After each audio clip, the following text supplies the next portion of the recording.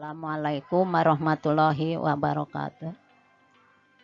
Selamat pagi anak-anak. Selamat berjumpa lagi dengan Ibu. Sebelum kita mulai ke pembelajaran, marilah kita untuk berdoa dahulu.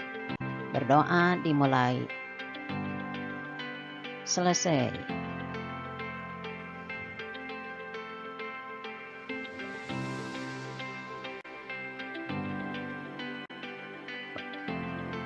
Pada hari ini yang alhamdulillah hadir semua ya.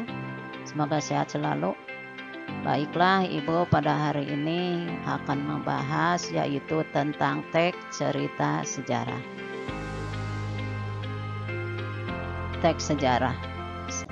Di dalam teks sejarah ada definisi teks sejarah, ada ciri teks sejarah, dan ada struktur cerita sejarah. Baik, kita dimulai saja dengan definisi teks cerita sejarah. Silahkan, siapa yang tahu tentang teks cerita sejarah? Oh iya, Roni, silahkan. Iya, bagus sekali. Jadi teks cerita sejarah adalah teks yang isinya memuat cerita dan menjelaskan mengenai suatu kejadian yang bersifat nyata atau fakta yang terjadi pada masa lampau. Itu adalah teks cerita sejarah. Baik, kita lanjutkan. Ciri teks cerita sejarah. Bagaimana ciri teks cerita sejarah, Santi? Iya, tepat sekali. Ciri teks cerita sejarah, satu, disajikan secara kronologis, urutan peristiwanya atau urutan kejadiannya. Jadi secara berurutan, urutan kronologis. Yang kedua, bentuk teks ceritanya bentuk termasuk teks cerita ulang, mengulang kembali masa lampau. Yang ketiga, sering menggunakan konjungsi temporal, yaitu konjungsi urutan waktu. Yang keempat, isi teksnya berupa fakta. Itulah ciri dari teks cerita sejarah. Bisa dipahami? Iya, bagus sekali. Kita berlanjut ke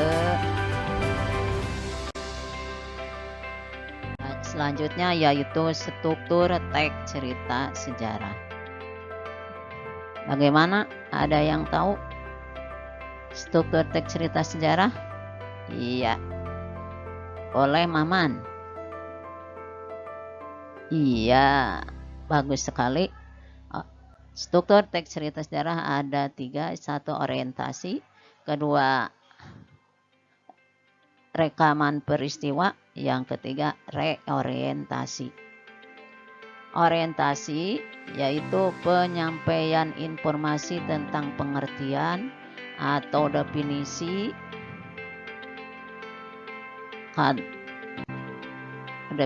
peristiwa yang akan diceritakan, atau boleh dikatakan juga pernyataan umum. Yang kedua, rekaman peristiwa. Jadi rekaman peristiwa itu adalah rangkaian peristiwa yang biasa disampaikan dalam urutannya kronologis. Peningkatan peristiwa menuju konflik, lalu puncak konflik dan resolusi. Yang ketiga yaitu reorientasi atau penutupan.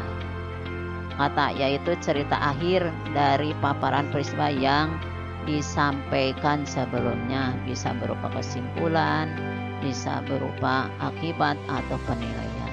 Itulah struktur teks cerita. Bisa dipahami? Iya, mengerti belum? Iya, terima kasih.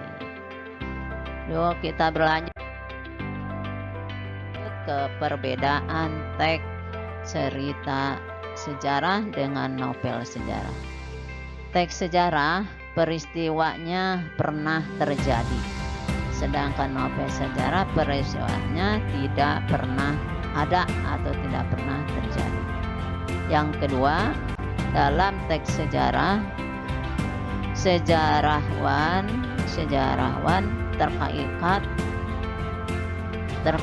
terikat proses masa lalu. Sedangkan dalam novel sejarah, novelis bebas menciptakan imajinasinya, mulai dari mengatur latar tempat tokoh hingga cerita. Yang ketiga, perbedaan teks sejarah dengan novel sejarah. Teks sejarah itu hubungan yang ada sekarang dapat diacak eksistensinya di masa lampau sebagai bukti. Sedangkan di novel sejarah, faktor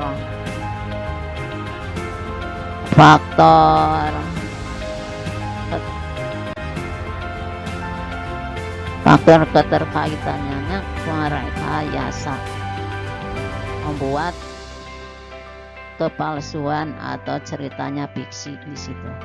Yang keempat, sejarawan terikat, kalau teks sejarah, sejarawan terikat pada fakta mengenai apa, siapa, kapan, di mana, dan berapa.